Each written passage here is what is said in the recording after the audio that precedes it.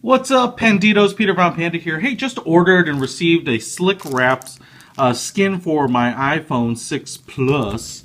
And as I understand it, yes, that should be a good fit.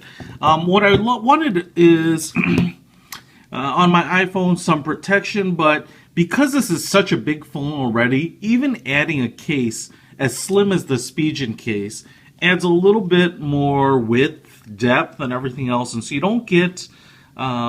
it's already big, and so you want to keep it as small as possible. And the only way to do that, I think, really, but to keep the some added protection, is to add a skin, which is only going to be less than a millimeter, or basically like a piece of paper wrapped around it. So I wanted to order this skin. As you know, there are a lot of vinyl skins, but I wanted something that seemed a little more high-end. And Slickwraps has this leather texture black skin for the iPhone 6 Plus, and it seems to be a pretty nice shape here in that it doesn't just stick on the back. It's got a little bit of these wings that fold all the way around the edges. So I'm actually pretty excited about putting this on. It won't add any structural rigidity to the phone, so if you're worried about the old iPhone bending problem, this isn't going to solve that, but it will give you a peace of mind when you throw your phone down on your desk or in the car slot or something like that, that you're not scratching up that aluminum back. I'm going to go ahead and put this sucker on, and we'll see how it looks.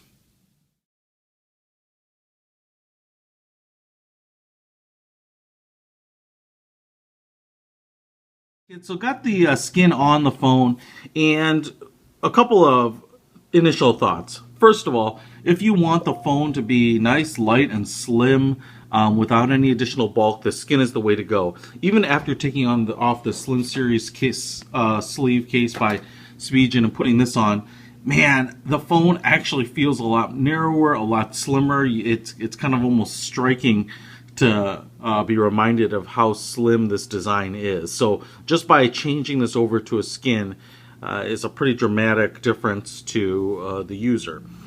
The second thing that I'll notice is that there is going to be an issue when you're taking a two-dimensional shape like a skin or a cutout like a skin and applying it to something that has a lot of compound curves. They do the best job they can, but it might be a little hard to see here, but up in the corners and things like this, the fit is not great. You'd almost want to use a heat gun and kind of stretch these out and mold them in a little bit better. Because they're a little crinkly, and in fact I might almost cut these off before you apply them on the corners, because that's really where the fit and finish falls down.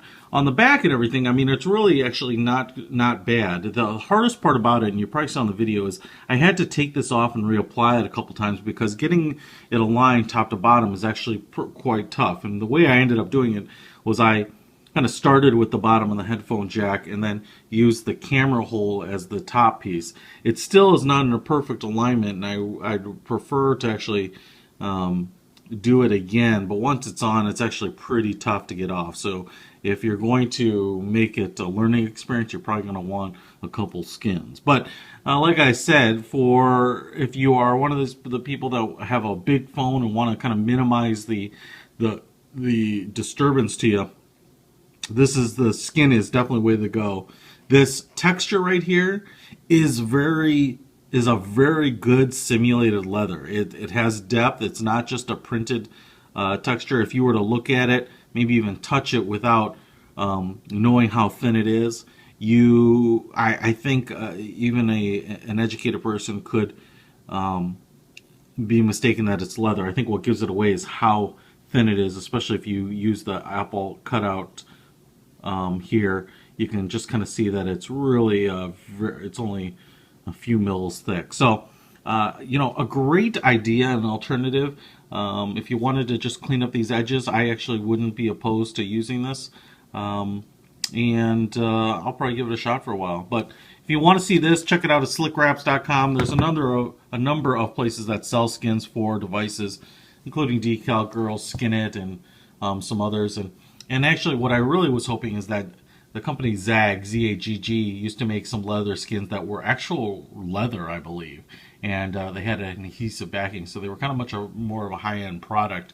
But they didn't have one for the iPhone 6 at the time. So That's my review of checking out the Slickwraps leather wraps for the iPhone 6 Plus.